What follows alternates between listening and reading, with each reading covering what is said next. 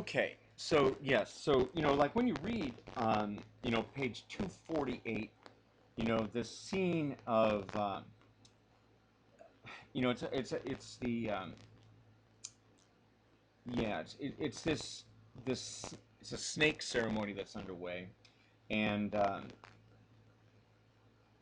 yeah, there's literally an entire clan that exchanges wives with another clan. And that this leads to a scene. This goes on until 3 o'clock in the morning. Singing went on without a pause. It was a scene of the wildest excitement. Wildfires lighted on all sides, making the whiteness of the gum trees stand out sharply against the surrounding darkness. You know, two hands resting upon their thighs. They started swaying back and forth. This went on until they're literally just exhausted by the time it's done. Leaping, prancing about, uttering savage yells. Torches crashing down upon their heads and so on. It's impossible to convey the wild and savage scene with words. Okay, so there's a little bit of colonial judgment there, but a man does not reconcile. Okay, one can readily conceive how, when arrived at this state of exaltation, a man, sorry for the gendering, but does not recognize himself any longer, feeling himself dominated and carried away by some sort of an external power, which makes him think and act differently than in normal times. He naturally has the impression of being himself no longer. It seems to him that he's become a new being, right? The decorations that he puts on and so on.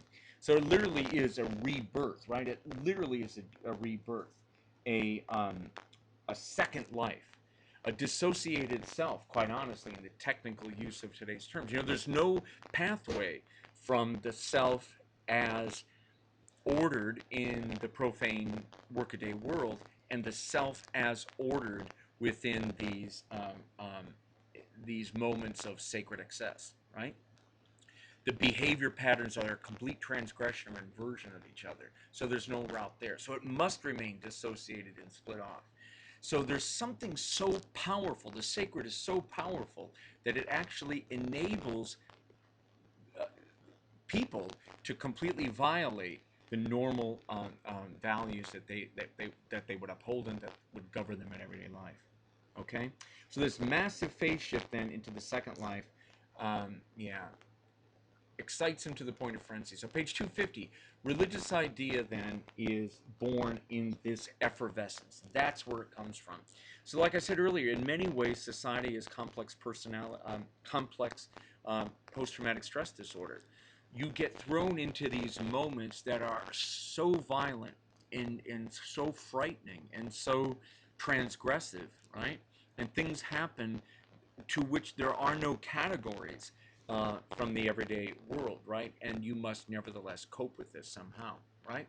And it is that experience of being completely transported out of the world of normal rules and so on. That's the origin of mana, the religious idea, okay? So there's no private religion. It doesn't exist anywhere. Religion is always the resultant of assemblies, or it requires assemblies. Assemble groups that allow the performance of purification, rites of the cult, right? It can't be done in isolation, right? There are certain, really, the essence of religion is society itself, right? You must be an assemblage. That's Durkheim. Social life then shifts into the second sacred phase to refresh itself, just like a society respirating, right? Or an electrical generator generating. You must shift phases in order to generate the power. So in the same way that the workaday life and sleep, right? Work and sleep, waking and sleep are different phases, and the breath in and out are phases, the respiration of society. So too is the first and second life. So again, the power of the pelvic flashlights, or the moral value structure, the power recedes over time. It begins to dissipate, and it must be recharged in these moments of incredible effervescence. Okay, so page 251, Homo duplex again occupies both life and the social collective. Yeah. Okay. Yeah. So both forms of life are made vivid and real by the religious assembly, right? So you have one footing in the profane world. You watch the translation and purification and initiation and preparatory work. You go into the second, right? And this structure then of profane and sacred, of first life and second life, that structure is maintained then by the power, the real power of the religious assembly, made vivid by the totemic principle. Okay, page 251, really critical passage about the necessary imaginary component. That again, I won't read it myself right now, unless I do, maybe it's easier to. It is this which is loved, feared, respected. It is to this that we are grateful. It is to this that we sacrifice ourselves. The soldier who dies for his flag dies for his country. But as a matter of fact, in his own consciousness, it's the flag that has the first place. It sometimes happens that this even directly determines action. So again, it's actually the symbol and the principle, but the symbol that to which we immediately give causal attribution for our action rather than to the mana of the group itself. Okay? So there's a kind of a necessary illusion, a misrecognition that's necessary for the effectiveness of the sacred principle itself. So page 252, the imaginary totem then functions as a storage battery for collective effervescence. Page 253, this is the skeleton key to the book. You know, and I have passages in one of my chapters in my NASCAR book with Bill Swart that really talks about the trophies that are sold in contemporary spectator events having they're kind of like a moderate form of the totem, right? That they're a storage battery for collective effervescence. All right, page 253 is what I think is actually the skeleton key of the book, right? Since religious force is nothing other than the collective and anonymous force of the clan, that's all it is. The real force is the force of the clan that generates that surplus when assembled. This can be represented in the mind only in the form of the totem. The totemic emblem is like the visible body form of the god. Therefore, it is from it that those kindly and dreadful actions seem to emanate, which the cult seeks to provoke or prevent. Consequently, is to that in the first that the cult is addressed. This is the explanation why it holds the first place in this series of sacred things. But so there it is. So it seems to be the totem, right? The totem seems to be it. It seems to be the totem. It seems to be the totem. The totem seems to be radiating the force that's energizing the clan. But Durkheim is going to tell us it's not it. It's what it seems to be. That's the imagination. But in reality, it's the force that's generated by the clan that's animating the totem itself. So that's this next paragraph, page 253. The clan, like every other sort of society, can live only in and through the individual consciousness that compose it. If religious force, insofar as it conceived, is incorporated in the totemic emblem, appears to be outside of the individuals and to be endowed with a sort of transcendence over them, it, like the clan of which it is the symbol, can be realized only in and through them in this sense. It is immanent in them, and they necessarily represent it as such. This is why men have believed that they contain within them a principle comparable to the one residing in the totem, and consequently, blah, blah, blah. Yeah, so there it is. The totemic principle is nothing else than the clan thought of under the material form of the totemic emblem. Now this form is also that of the concrete beings whose name the clan bears. All right? So in many ways, this is the secret of social values and of society itself. It's a necessary illusion.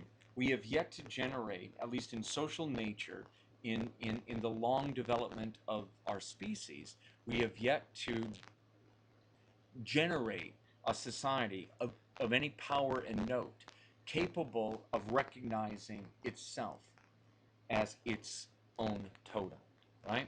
So there's a necessity for this illusion in order to hold on to the surplus generated in collective effervescence. Otherwise, that energy would just dissipate, and the values themselves would become ineffective in the moments when the group isn't together. But in order for the group to survive during those latent moments of disassembly, when the first world of profane activity is taking place, there must be these intensive moments of assembly and of energetic reignition of the power of the totem and the values and the gods and so on. All right? So that's page 253 is it. The secret of society is that it depends upon an imaginary support so that the energies generated by the society can outlive the assembly that powers them. Okay? So if you want something durable, you have to have an imaginary support for it, otherwise it would just go away. Okay, page 257, religion is the imaginary misrecognition of social force. It's necessary to all historical societies. The reality of religion, then, is strongly affirmed. Okay? So again, the content seems to be religious activity, but the structure is actually collective assembly or society itself. So page 259 and 60, the comparison between the values of a commodity and the values of social and religious objects are obvious in that section. They both result from social structure, and they're both about providing form to a kind of basic accumulated and alienated energy. Page 261. Religious force is the mana generated by group assemblage that's alienated and projected and objectified or fixed upon an object set apart as sacred. Structure, not content, determines what is sacred. It is really that thing that's set apart and energized through rites. Okay, page 262 then. The imaginary concrete form of the totem helps to focus the imaginations of the individuals and of the group itself and intensifies the social sentiments. That's what I said earlier, right? The more that the group, right? If there isn't focus, the energy gets dissipated. With focus, the energy is augmented, right? Page 263 then, the totem is a storage battery. Precarious, variable moral forces are made durable. Precarious and vanishing moral forces are made durable to sustain the social double while the group isn't assembled, right? So you go off to do your stuff, but the group continues to exist because it has energized these values and projected that power onto those totems. So page 265, a clan, or really any society, is a reunion. This is right back to the first thing I said at the first lecture. It's a reunion, a reassembly of members who identify with it. That's all it is. This assembly, it's a supper club. We come together to reassemble. That's why we exist, so we can reassemble. But the religion, the clan, the imaginary is the rationale that does it, and the rituals and the rites are what structure what happens once we come together. So chapter 8 is a section on the soul, a chapter on the soul. Leave it aside. Again, he affirms the reality status of souls, but then recognizes that souls have to come to us from society itself. So you begin with the collective and you wind up with the individual souls, right? The kingdom of souls exists because society exists, right? So we don't begin with the individual soul and then aggregate up to a god or something. You begin with the god and then you disaggregate down to a soul. Chapter 9, spirits and gods, again, later developments of society. What he basically argues is as that society becomes more and more complex, religion becomes more complex, sacred beings take on ever more complicated form, there's a hierarchy often that forms and so on, so that you really do wind up with the sacred being a mirror of the social structure. That the social structure has to be sort of affirmed. You have to be able to see yourself, really, when you look into the mirror of religion. So religion and religious notions and gods and demons and devils and so on will reflect the structure of society itself, right? So great gods are always tribal representations. All right? Okay. All right. All right, well, let's end this thing. How does that sound? The last section then. So book 3 of the book is, again, what I think is the most concrete section of the book, probably what needs the most, it's probably the most important section, right? It's about the rites, what actually happens when the clan comes together and becomes the totem, right? All right, well, the first thing that happens is that, God, which one of these? I have this doubled. I do this myself sometimes. I may switch back and forth. I don't know. Actually, again, I've been ill, so I created like 2 different sets of notes here. But anyway, what happens? What is the recipes? What are the attitudes, the emotions, the sentiments that are expressed in the rites, the rituals that are conducted once the group is assembled? Okay? So we know that it is the actual assemblage of the clan or the church that generates the power that becomes the sacred. But what do we do, or how do we do it? Okay, so the first kind of rite or ritual is what's called the negative cult or ascetic rites. So remember from Freud's Totem and Taboo, the most clear statement of this, right? There are two commandments, or the two sort of taboos in every society. Number one, don't kill and eat the totem, right? And number two, don't touch the goods and goodies of the totem, especially the women, right? Or the women and men. You can't. It's really sexual prohibitions and food prohibitions and other things, right? So knowing that these are the interdictions, these are the taboos. So a negative cult exists to make sure that the sacred and the profane do not touch, and that the sacred thing is set apart and remains apart. So you don't touch it, you don't kill it, you don't eat it, you don't have anything to do with the totem animal, and then the other women of the totem and the things of the totem, the goods and goodies, are set apart. So negative rites are all about setting apart the sacred thing, right? Putting the sacred thing out there separate from the profane world, okay? And we know that what does that actually involve? That involves drawing out of the first life world of profane activity, drawing together the various clans with their various totem identities, and then again honoring and worshiping the thing apart. So when you come together, all the profane life is shed, left aside, and you become a representative of the totem itself. Okay, so page 337, the sacred thing then, the totem, is a separated being, and profane things must not touch these sacred things. So then all the taboos, negative rites, prohibitions, interdictions that keep the profane and the sacred separated. And it is a sacrilege, a violation of sacred law, to allow something profane to touch the sacred. Page 339 then. Taboos can be policed automatically, right? People get something called taboo sickness. Freud writes quite a bit about that. But usually they call forth a collective response, collective punishment, collective condemnation, right? Collective punishment of a sacrilege. So when you bring yourself together, the negative cult enforces, right? The group enforces these interdictions. Someone violates it, the group comes together and goes after them, right? Okay. Yeah, so let's keep moving forward. Oops.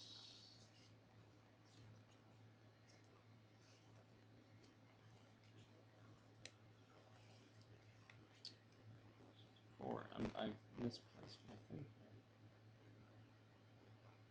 Okay, it's this. All right. So what are these taboos? There's it follows, it's amazing actually, it follows Freud's developmental sequence of, there's a series of touch taboos, don't touch, sex is part of that, don't touch. Sight taboos, you cannot see, you can't, women can't see the Chiringa and those kinds of things. People are going through initiation, can't be seen. The sacred objects can't be seen, they must be hidden. The seven veils that protect the, the Ark of the Covenant, that kind of thing, right? There are word and voice taboos, right? You can't speak at certain times. Profane people aren't allowed to speak certain words. Your totem name can't be spoken by other people without really negative effects.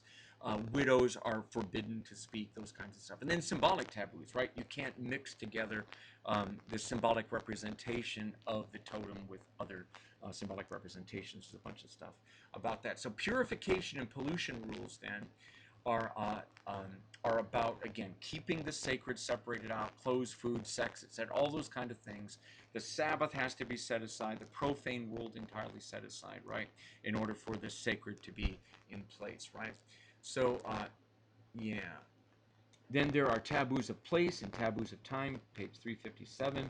Page 348, ritual purifications and initiation rituals. The profane person must be made sacred. That's really what the initiation rituals are about. And that these rituals are often so intense that they literally generate a new self, right? You must be born again. So page 350, the death of the profane self is so complete at initiation as to constitute a second birth. The sociological birth of the human individual occurs at initiation into the cult. Okay, page 350, so asceticism is written about here as hypertrophy of the negative cult. So depriving oneself of all of the pleasures of profane existence is a mechanism to avoid the taboo structure. And the more that you develop that asceticism, that's what he calls a hypertrophy of the negative cult. Page 352, you often have the ripping in the body, cutting a new wound or an orifice. And more on that later, but I tell you what, why don't we just look at it right now? This is one of those themes that I've been working a lot with in my book right now, is that there is that somatizing is everywhere in these initiation rituals and in these sacred practices. Cutting, wounding, right? Literally, it's what a trauma is, right? It's a wound, traumatizing individuals, but doing it in a social way. So individual psychological traumatic events or experiences or emotions, overwhelming often, right, are here socialized and literally, like like the song "Hurt," right, where you're cutting yourself to know that you're still real, that kind of thing, right? The society cuts you so that you know that the traumas are real. It externalizes it, right? This can be done with burning, right? 5 minutes of burning for the initiate, right, as a purification, ritual. This is literally a subincision ritual during initiation. So subincision is like circumcision, but circumcision goes around circle, the tip of the genital, but subincision is actually splitting open the entire genital from, quite honestly, base to apex, as it were. And so it's an incredibly painful thing, and you can see here the men of a totem holding down the neophyte who's having, again, without any coarse anesthetic or anything, literally using stones to rip open the genital. So truly a wounding, a somatizing, embodying of the transformation that's going on. So the profane self is literally being killed. Some do die from this, right? You can actually initiate yourself to death here, but it generates a kind of rebirth. In the subincision rituals that Spencer and Gill, this is one of their images, the men of the totem, once the initiate has this procedure done, it could scar together or heal together. So men of the totem actually continue to use strips of wood and to keep it from healing together. So incredibly painful, incredibly wounding, literally generating something like a socially constructed orifice or wound into which the spirit literally pours, so that you have a new opening, a spiritual opening in the body, right? So this is a funeral ritual. People are wailing and crying and so on, and there's cuts being made here in the thigh, often across the chest, both in men and women as well. Here's heads being beaten and so on. There's all these wounds being constructed, openings being constructed at mourning. Teeth are often knocked out. This is an initiation for a woman. Again, the tooth being extracted, incredibly painful, somatizes the change that takes place. Here's someone in the midst of a mourning ceremony, but literally ripping open the body, so that there's, quite honestly, some sort of interaction with the spiritual world is facilitated by doing it. Okay, we're going to talk about this in a moment yet, but this ripping new wounds and new orifices, realizing, making real trauma, socializing it, objectifying it, externalizing it, where it becomes controllable, right? If this is part of the negative right. Page 355, there's a contagiousness of the sacred that leads to an incredible contagion of negative rites, where not just the sacred moment, but other moments, not just the sacred object, but other objects. So you can wind up with the entire world being subjected to these negative rites. It's going to be very all-encompassing. Page 364, the structure of sacredness is generated by the rites themselves. I probably won't actually read that. All right, let me see. Anything else? I don't think so. Okay, so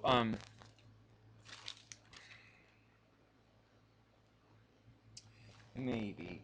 Yeah, so sacredness page, comes and goes. Structural phases. I'm not sure. We might have skipped ahead there a little bit. I'm not 100% sure. We did skip ahead. God.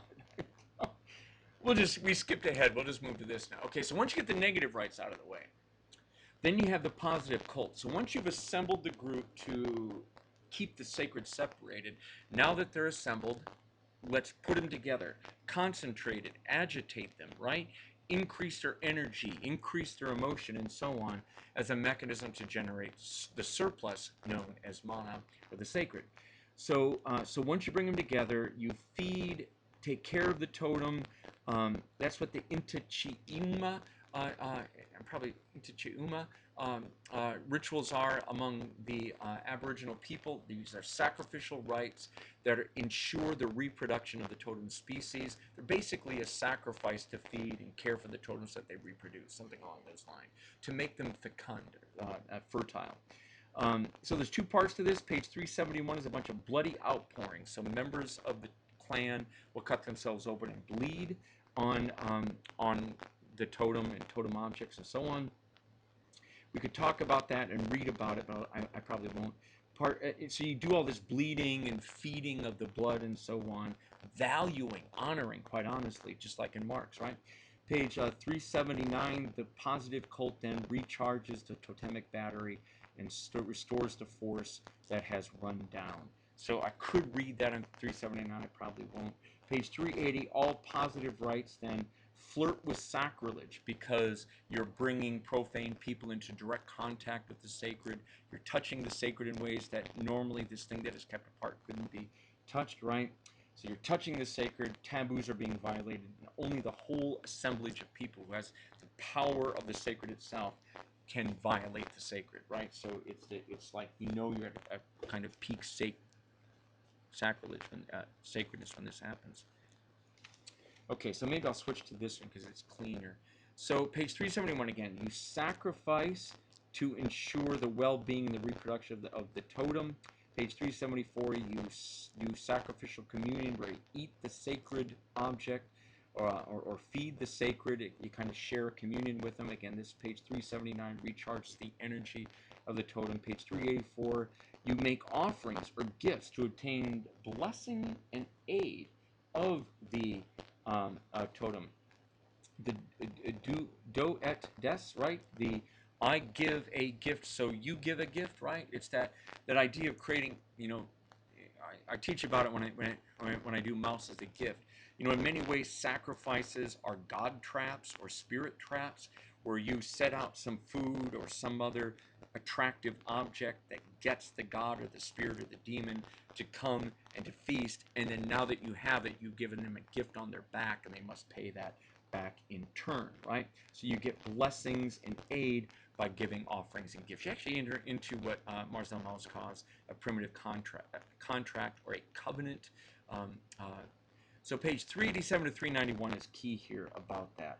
So once you come together and you do these rites are all about generating positive effects for the group, and you're doing it again in this kind of this logic of magic and so on as you're going. Okay, imitative rites. What have I got here? Yeah, page 387. The stored effervescence dissipates in the first life and needs renewal in the second life, revivification. So one of the most profound pages of text in the social sciences is page 387. Well, I can't let that go. We've got to look at page 387. Okay. Yeah, here we are. Okay. So, yeah, right there.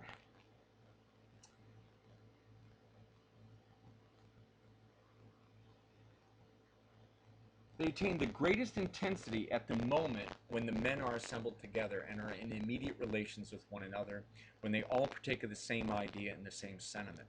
But when the assembly is broken up and each man, again, sorry for the gender, has returned to his own peculiar or profane life, they progressively lose their original energy, being covered over little by the rising flood of daily experiences. They would soon fall into the unconscious, right?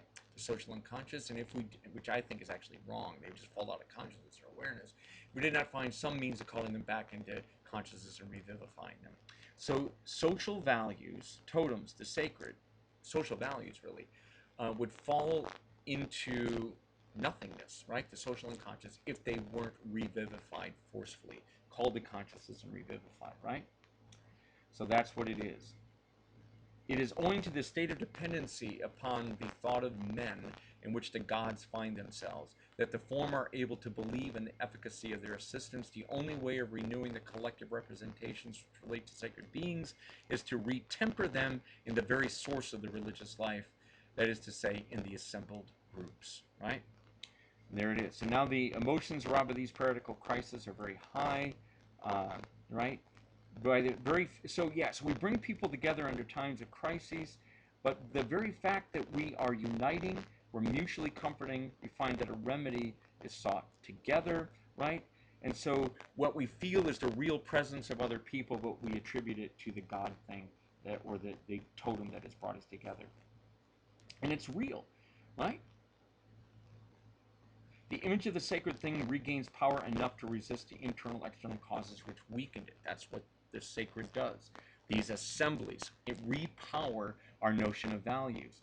Men are more confident because they feel themselves stronger, and they really are stronger because forces which were languishing are now reawakened by the consciousness, making them really effective, okay? So, like, again, one of the great secrets to society right there, one of the great teachings of sociological theory is that people come together, generate energy that would dissipate, and they generate these imaginary structures or supports that allow it to sustain itself once people go away. So a strong society is one that doesn't need to be in constant assemblage, but can come and go. All right. So page 330 or 388, the gods need us. The real defetishized function of religion then is right there. It's to regenerate morality. Okay. So phase shifting then is the respiration of society. The reunion, the reassemblage revivifies everything. Okay, then we go on to chapter 3 about representative commemorative rites. We don't need to do this very long, but Durkheim argues that there's a whole bunch of rites that have nothing more than to tell the story, basically, of the totem, or to tell the story of the group, or to tell the story of sacred heroes, myths, and so on, right? Do this in remembrance of me. And those kind of rites clarify and crisp up and strengthen and give great clear form, sharpen the image that we have of these sacred objects, right? So that sharpens and strengthens the sacred collective representation and ensures congruence and like-mindedness really across the different members of the group. It dramatically realizes the collective representation, vivifies it in people's minds, makes it real. You know, little children are there, so they get a vivid image of it and so on, right? So page 426 and 428, the collective force is refreshed in the second life to sustain society in the first. Maintain the clarity of the imagery. Then you move on to the next chapters on piacular rites, rites of sadness, of fear, of anger, of unease. These are mourning rites where one realizes sadness. So I just love that section. Again, I showed you those images of the socialization of trauma. So again, the group is brought together and provides real touch, real comfort, real wounding, quite honestly, right? And so you get to somatize trauma. It's become socialized, externalized, objectified, projected outward, where it's subject then to social control. So page 437, you reassemble the moral community during these times of fear or anger or unease or sadness, and then you have a collective expression of emotion, page 446. That's one of those places where Durkheim argues that emotion becomes intensified when it's collectively expressed, so it becomes extraordinarily cathartic. So if you're joyous and you're surrounded by 1,000 people who are equally joyous, the joy becomes extreme. If you're sad and you're surrounded by 1,000 other people as sad as you, it also becomes extreme. That intensification of emotion generates something like catharsis. So the wounds are experienced more deeply, but whatever catharsis comes from it is as well. And because it's happening within the confines of the most powerful thing known to a human, right? The society that generates the force that is projected onto the gods, because it's happening there in society, society can take care of it. So mourning ceases to be an individual activity of profane sorrow, sadness, and it becomes a duty of social sorrow, right? And so the mourning rituals, again, ripping people open, cutting people, knocking people's heads about, and so on, are all part of this. Okay. Yeah, there's a section on imitative rites that we skipped. Rites that have the logic of magic, of associated and sympathetic magic, and imitative magic. You know, he talks about these things, and then he talks about them as being like proto-science or proto, technology or something. The main thing he says on page 401 is that no matter what you come together for, you come together to dance around like a chicken because you're part of a chicken totem, or you gather together to, wiggle on the ground like the carpet snake. Um, Regardless of what you're doing, even imitating the totem object or animal, you're actually reassembling. So when you're coming together to resemble the totem, what you're actually doing is reassembling the clan and reassembling the source of the power that refuels and energizes the collective again. Okay, so we did that a little odd and a little out of order. The last thing we'll mention, like on page 259, the last section of that chapter deals with the division between the sacred pure and the sacred impure. So, which means the division between, good and evil, quite honestly. So, in addition to the division between the sacred and the profane, the sacred itself is split into the pure and the impure, the good and the bad, the gods and the devils, that kind of thing, the monarchy and world. And his argument is that even demons are sacred, which means that they're socially generated. So page 459, demons or devils are negative collective states that are alienated, projected outward, and objectified in an imaginary form, right? Where they can be socially controlled and dealt with by, again, the most powerful thing known to the individual, society itself. So there it is. I think that we can, so let's just, a quick summary of it again. So here's Durkheim's book. So what is society? Society, to him, at least up until modern capitalism, is an aggregate of human beings who have found themselves sort of traumatically oriented to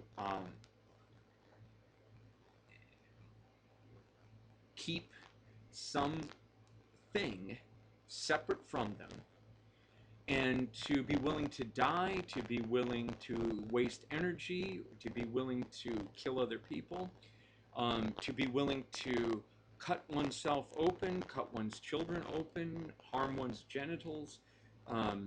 You're willing to do almost anything to keep that sacred thing separate and sacred, and then to feed and take care of that sacred thing with the idea that by so doing, you're taking care of your own group. So a society is a group of people who are caught inside of a symbolic structure of language and law that is supported by an imagination of a demon, a devil, a god, a totem, right?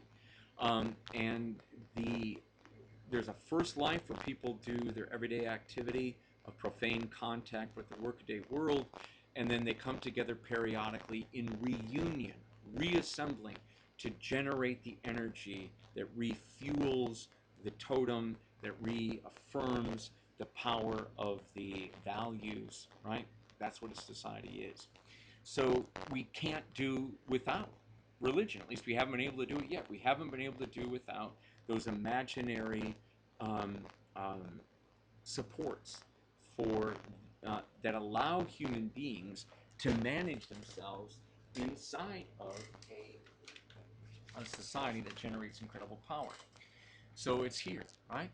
So it's a group of people who need an imaginary support to be able to approach, use, comprehend, and manage the very forces that are generated by the assembly. So it's a group of people who come together, generate awesome force through their assemblage that then gets projected onto some imaginary support, and then the assembled people can then relate to and manage with a whole bunch of carefully constructed negative and positive rites that can manage their relationship to the sacred thing. What is the sacred thing in the end? Themselves, the power of the group itself. So how does a group manage itself? How does the society manage itself? It objectifies, externalizes, projects out an imaginary double of itself, and then it creates a whole series of rites right?